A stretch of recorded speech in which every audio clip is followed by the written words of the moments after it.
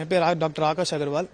நான் சென்னை ஹைகோர்ட்டில் அட்வொகேட்டாக இருக்கிறேன். சின்னம்மாவோட கட்சிக்காக எதுக்கு வரேன் அப்படின்னா, பல கட்சிகள் இருந்தும் இப்போ திமுக இருக்குது. திமுகவோட கட்சி பார்த்தீங்கன்னா அவங்க வந்து குடும்ப அரசியல் பண்றாங்க, ஃபேமிலி ரூலிங் கவர்மெண்ட் பண்றாங்க. ஆனா இவங்க பார்த்தீங்கன்னா தனிமையா நின்று எலெக்ஷன் டைம்ல அந்த கட்சியை வந்து ஸ்டார்ட் பண்றதோட ஒரு நோக்கத்தோட இருக்காங்க. ஸோ நல்ல நோக்கத்தோட இருக்கிற ஒரு அம்மாக்காக நாங்கள் ஆதரவு கொடுத்து நாங்கள் சப்போர்ட் பண்ணலான்னு இருக்கிறோம்.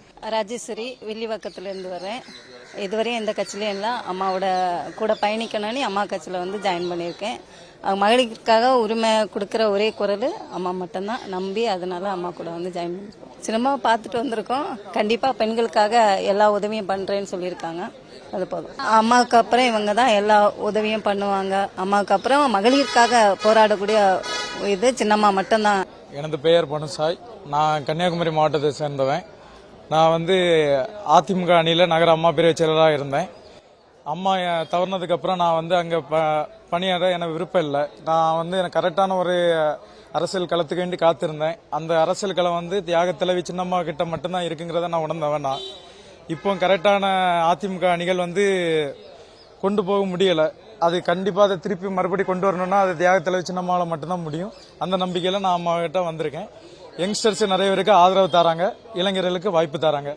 எஸ்ஆர் முருகானந்தம், ஆணையூர் பஞ்சாயத்து. அம்மா அவர்கள் ஆட்சிக்கு பின்னாடி சின்னம்மா அவர்கள் கரத்தை வலுப்படுத்துவதற்காக வேண்டி நான் இங்கே வந்து கட்சியில் சேர்றதுக்கு முழு மூச்சுடன் கட்சிக்கு ஒத்துழைப்பேன். பெரியம்மா ஆட்சிக்கு பின்னாடி இங்கே வந்த இப்போ இருக்கக்கூடிய திமுக ஆட்சி எந்த பிரயோஜனமும் கிடையாது.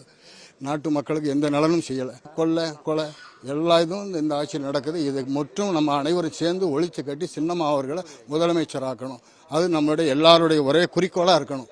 கண்டிப்பாக எல்லாரும் செய்யணும். நான் எந்த நேரமும் அம்மாவுக்கு 24 மணி நேரமும் நான் கட்சிக்காக வேலை செய்ய தயாராக இருக்கேன். சின்னம்மா இன்றைக்கு பார்த்தேன், மிகப்பெரிய சந்தோஷத்தில் இருக்கேன். அம்மா வாழ்த்துனாங்க. நான் அம்மாவுக்கிட்டே இருக்கும்னு சொல்லிட்டு வந்திருக்கேன். எந்த நேரம் என்னுடைய ஆயுஷ் இருக்கும் தொட்டி அம்மாவுக்கு அர்ப்பணிப்பேன். கட்சியினுடைய முழு ஒத்துழைப்பும் இருக்கும். ஆமாம், எந்த நேரமும் இருக்கும். எந்த நேரமும் எப்போ சொன்னாலும் நான் எங்கே பிரச்சாரத்துக்கு, அம்மாவுடைய கொள்கை பிரச்சாரத்துக்கு நான் எங்கே ஊராக செல்லுவேன். எந்த இதுவும் நான் செய்வேன். நான்